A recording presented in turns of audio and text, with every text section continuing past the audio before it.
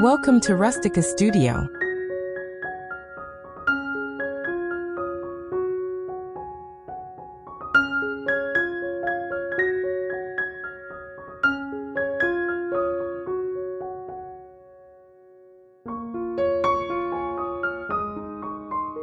Begin with the bones: rough-hewn floors, plaster or matte-painted walls in warm neutrals, and exposed beams that read as structure rather than ornament.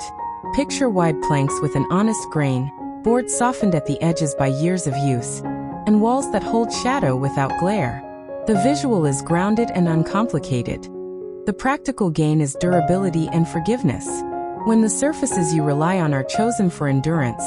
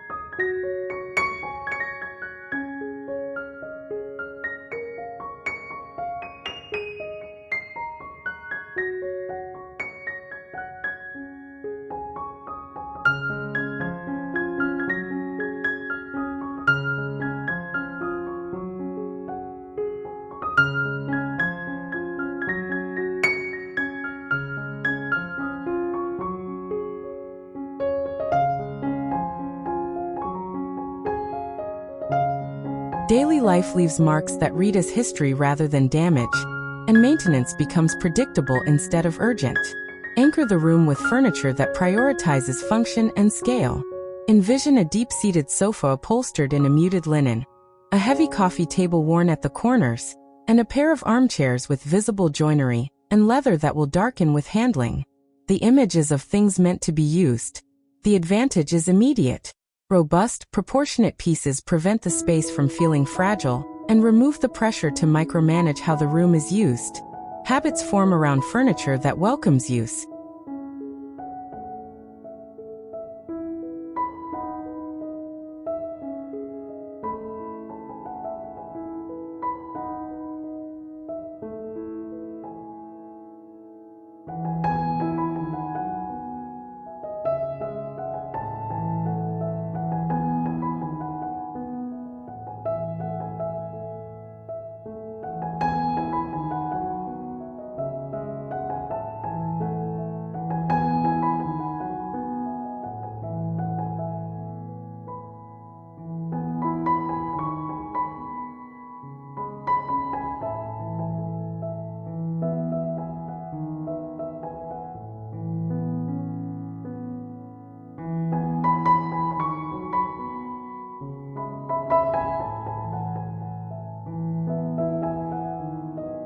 People sit where it is comfortable instead of perching on the edges of staged pieces.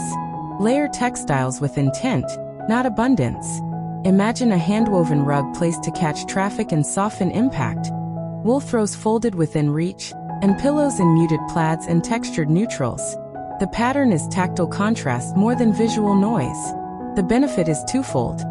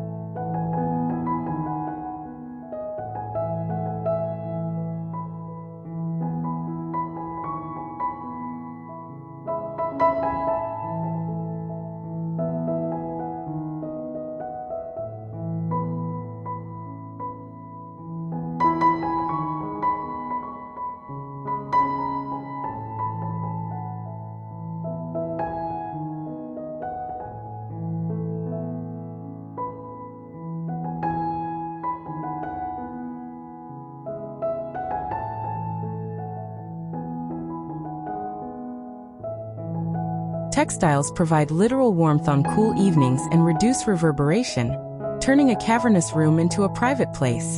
The acoustic result is as important as the thermal one. Conversations feel contained, footsteps are muted, and the room reads as safe. Combine wood and metal in measured doses so contrast feels purposeful. Picture a reclaimed timber mantel perched above a simple hearth, iron-bracketed shelving with visible weld marks, and lamp bases in aged brass or blackened steel. The image reads as honest materiality. The practical outcome is resilience.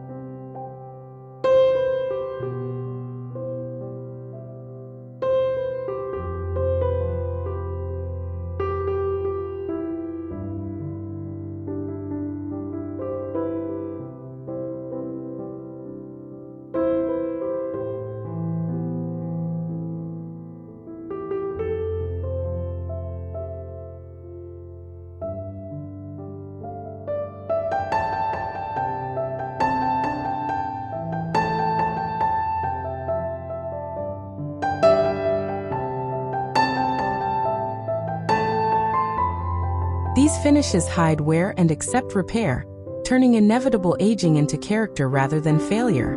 When hardware is chosen for repairability, you avoid a disposable mindset and keep the room coherent for years. Curate objects so they narrate a life rather than stage one. Visualize a small stack of well-read books, a pottery bowl with a chip at the rim, a woven basket filled with extra blankets, and a single framed photograph leaning slightly forward on a shelf. These items are purposeful and tactile. The benefit is cognitive simplification.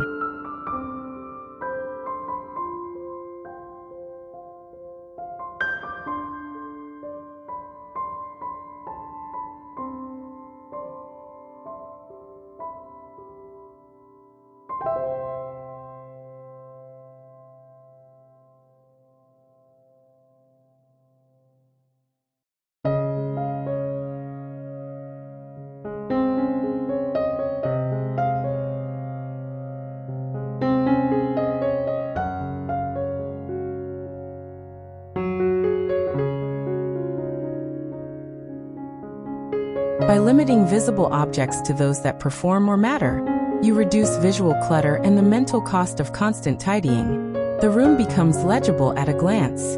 Introduce color as a support, not a spectacle. See a deep rust throw folded on an armchair, olive green cushions tucked into corners, and a copper kettle catching afternoon light. Color becomes punctuation rather than a theme. The advantage is flexibility.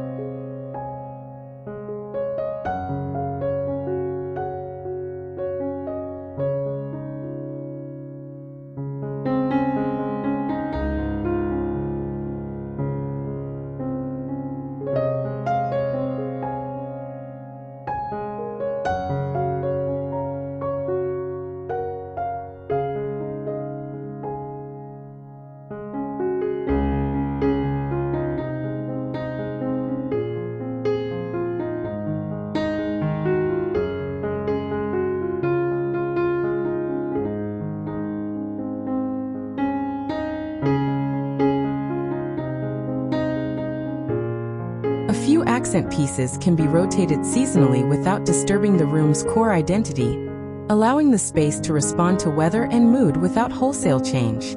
Prioritize layered lighting to map to activities. Envision a central pendant that provides ambient glow, wall sconces for side illumination, and a pair of task lamps for reading. Add a few candle clusters for evening warmth. The visual is graduated control. The practical benefit is behavioral. Appropriate lighting signals what the room is for: bright enough for conversation and tasks, dim enough for rest. Controlled lighting reduces reliance on a single harsh source and supports multiple modes of use.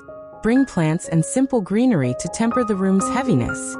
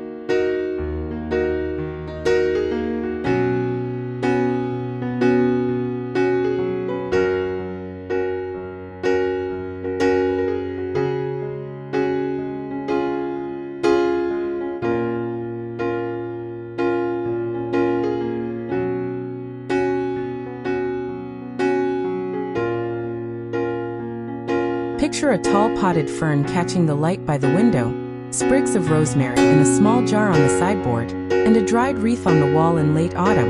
The image is a living cadence. The advantage is sensory and psychological. Plants introduce slow change, provide scent, and create a connection to exterior cycles that grounds daily life in something larger than immediate routines. Design a nook for a single purposeful activity.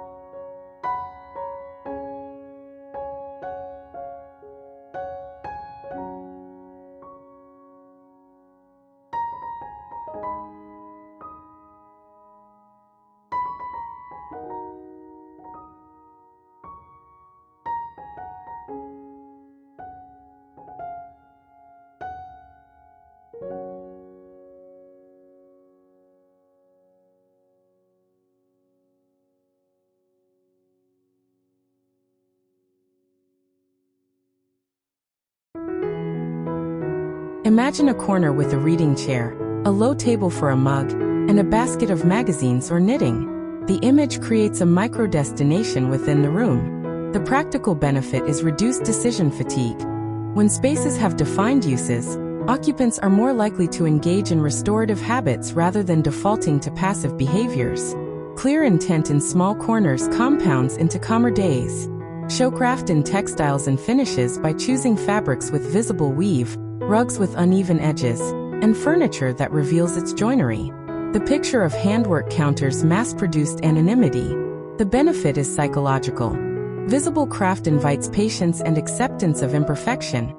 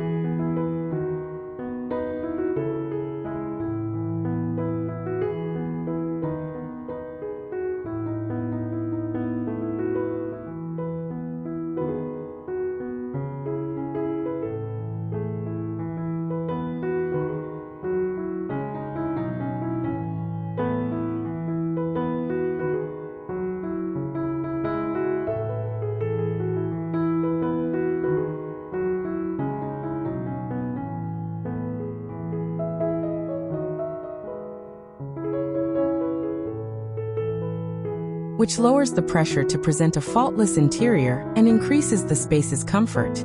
Keep circulation intelligible. Visualize furniture arranged to allow direct lines between doors, windows, and the hearth, with generous space around seating groups to permit movement. The image is practical geometry rather than decorative complication. The outcome is safety and usability. A room that accommodates guests' daily routines and the small unpredictabilities of life without turning into an obstacle course. Integrate storage that is part of the room's language.